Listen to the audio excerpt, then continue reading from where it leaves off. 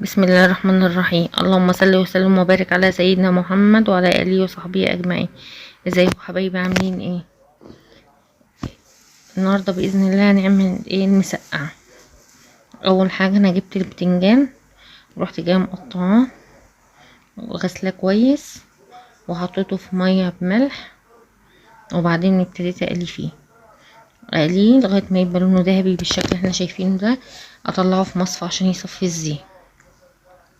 وبعدين انا بحب احط المسقعه إيه فلفل اخضر، سواء بقى انتي حابه بارد حراق، دي حاجه ترجع ليكي. اروح جايه احط فلفل، مثلا انا بحب احط لها قرن فلفل ولا حاجه، وبرضو بحط لها قرن فلفل شطه مع الطماطم. وبعدين جبت بقى 5 فصوص توم ولا حاجه، حمرتهم في زيت، وبعد كده طشيتهم بملح، طشيتهم بخل، وبعدين انزل بملح وكمون. وبعدين انا مقطعه طماطم وعليها فلفل حامي وفلفل عادي. اسيب بقى الطماطم تشرب ميتها كده لغايه ما تدبل معايا، وحطيت اهو ملح وكمون. اسيب الطماطم لغايه ما تدبل وتشرب ميتها كده وتنشف، وبعدين انزل بمج ميه.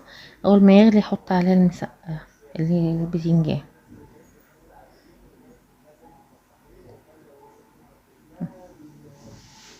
اول ما تنشف معايا الطماطم نزلت عليها بمج ميه، اول ما غليت انا نزلت عليها بالبتنجان، واسيبها تغلي برضو لغايه ما ما تروح جايه متسبكه كده وناشفه. ولو عايزه بقى يا حبايبي عايزين تدخلوها عندكم الفرن تاخد لون، مش مشكله.